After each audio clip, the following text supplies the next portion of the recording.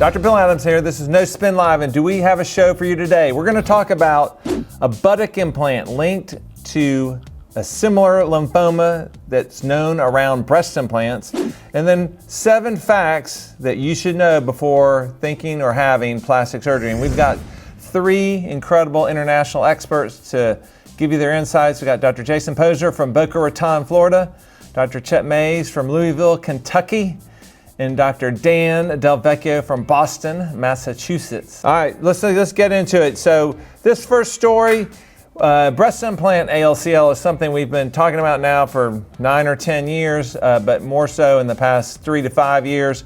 This is the first case of ALCL case in a buttock implant. Jason, why don't you lead us off on this one?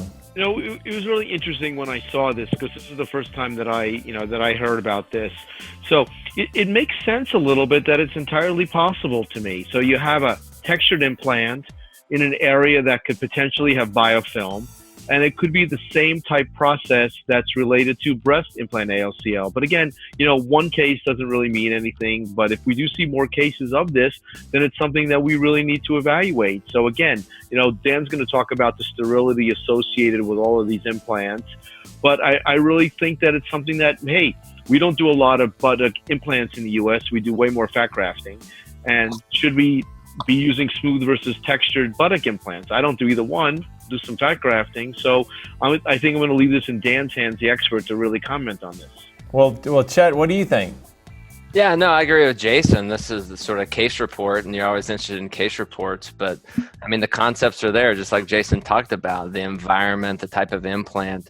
When it comes to breasts, I'm much more versed on sort of when to use smooth, when to use texture, that whole discussion. But as far as buttock implants, you know, smooth versus textured, I'm not sure what the benefits are. So I'd like to refer to Dan on that, just based on his experience with implants. But I agree with Jason about more fat grafting here in the U.S. for our Brazilian butt lifts. But it's definitely an interesting case and worth bringing up for all of our discussions on ALCL. It's a very, very hot topic, not just for plastic surgeons, but the media has sort of blown this up now.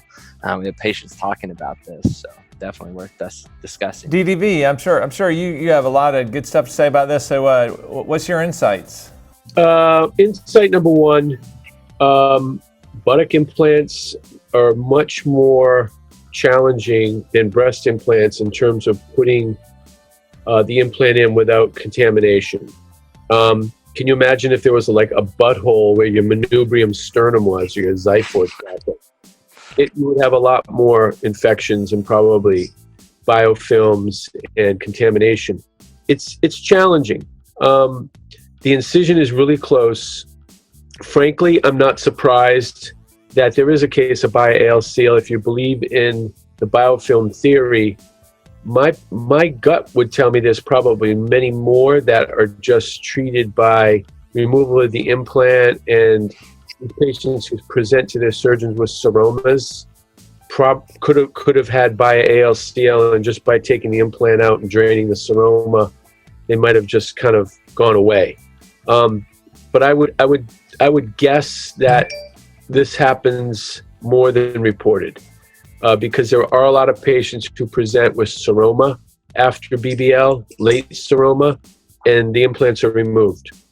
And you know, the interesting thing about this case was it manifested or was diagnosed at a year after placing the implant, which is far shorter than what we're seeing in the breast, which is 8 or 9 years. But that may just be exactly what you said, Dan, about it may just be a function of the bacterial load, because it may just be a very high load that was around that particular implant, which is going to cause a much exponentially higher amount of chronic inflammation, which we know may contribute to this. So. Agreed, and could it potentially accelerate the progression of ALCL? I agree completely. I wouldn't be surprised if we see more cases like this pop up over the next year. And Dan, also, buttock implants, although, you know, in the United States it's been less used, certainly fat grafting has been the mainstay for buttock augmentation, but now I think that composite buttock augmentation, I think you've been educating people on that, so it's probably something that's going to be more popular, don't you think? Yeah, I think the use of a small implant, smooth round, and I think that we touched on this earlier. We said we're not sure why they're textured. They're textured mainly because the ones that are elliptical, we don't want them to rotate. But with a small implant, just like in the breast composite kind of concept, with a small round buttock implant that's smooth, you don't need to be textured. So that kind of takes away that issue. But, 150 or 200 cc small round implant just in the center of the gluteus muscle surrounded by fat, it's a home run. Just like core volume could never be achieved with fat. And Bill, you were the first to say core volume projection is very difficult in some cases with fat alone in the buttock. Agreed. Well, listen, those are great. Let's move on to the second topic. This was something that was just put out, kind of the 7 facts that you should know before opting for plastic surgery.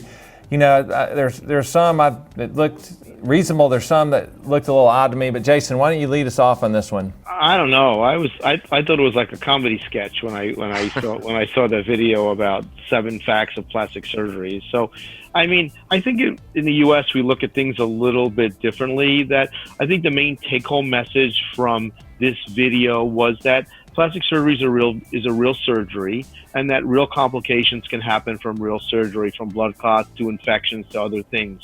Even though these type of problems are extremely uncommon in plastic surgery, there are certainly things that we need to be aware about before embarking on a real plastic surgery. They're not absurdly wrong, but things like organ damage, there's probably 100 other things that are more relevant to put on the list before organ damage. But what do you think? And maybe what do you think the most important things for patients to think about or make sure they check off before they embark in plastic surgery? Right. It's about education. Starts out with board certification. No matter who you're going to for the specialty, you want to ask your physician, are they board certified? When it comes to plastic surgery, I want my patients to ask me, are you board certified? And I'm like, yeah. Board certified in plastic surgery, not Correct. board certified in emergency medicine or something. Right. If we're talking about cosmetic surgery, then yes, board certification in plastic surgery. But things outside of surgery, I'm just saying, I always ask my physicians about their board certification. But yes, definitely when it comes to plastic surgery, are you board certified in plastic surgery? And if the answer is yes, then you found a doctor who's been credentialed by the American Board of Plastic Surgery, and then you move forward. But it comes about education on patients, realistic results. When you're having discussions with patients, no matter what the procedure is, you want to give them realistic expectations on what their outcome can be. And a lot of times you fall short if you sort of oversell your procedures and don't really give them those realistic expectations. You find patients whose expectations are way over top, and you realize, they're coming in and showing you a picture of an 18-year-old and they're 65. You're like, I'm sorry, but you will never obtain that result. And if you sort of stick your ground and give them those realistic expectations, I think you find yourself more successful than not in those situations. DDV, what are the pearls for a patient that wants to have plastic surgery? What do you think the most important things are? If I'm a patient, I don't know jack about plastic surgery, I'm doing a Google search, a real self search. I'm looking for board certification. I'm calling the state board to see if he's been disciplined or she's been disciplined. And lastly, I might even do a national practitioner data bank to see how many times the doctor has been successfully sued or had a settlement. It's amazing how the 4 things or 5 things I just said, nobody does. The things that they're more interested in are price, how many followers you have on Instagram, and other like incredibly useless pieces of information. But the 4 or 5 that I just gave you are really important and often never done. Dan, can I comment on that too? I think one of the things that patients don't realize is how many times a certain physician does a certain procedure. Like, we know that Dr. Del Vecchio does a ton of buttock augmentations, okay? I probably wouldn't go to Dan to have my trigger finger fixed at this point in your career. You probably haven't touched a trigger finger in 30 years, And the same thing with Bill. If you want an excellent breast surgeon who lives in Dallas, Bill is your man. But there's certain things that we don't do in our practices. So I think you really need to ask your doctor when you go to your consultation, well, how many of these do you do? Right. Are you the right person for this? Or if you don't do this, I'll come to you for something else. Who should you refer me to who you would send your sister to? I think that's a really good point, Jason.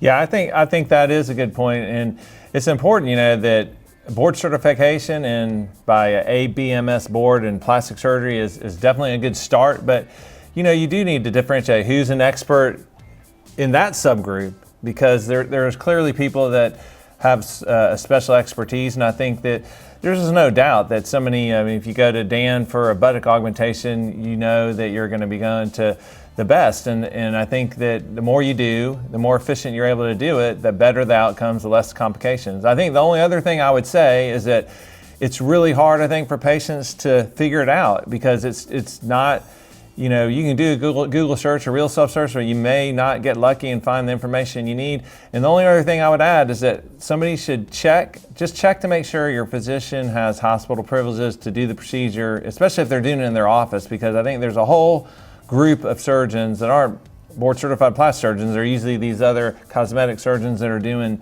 that are sometimes not trained in surgery that much, and they don't have hospital privileges. So that's one kind of roundabout way you can figure out what your surgeon's training is. All right, listen, that's great stuff, boys. And if you want to see more of this, you can see it on theplasticsurgerychannel.com.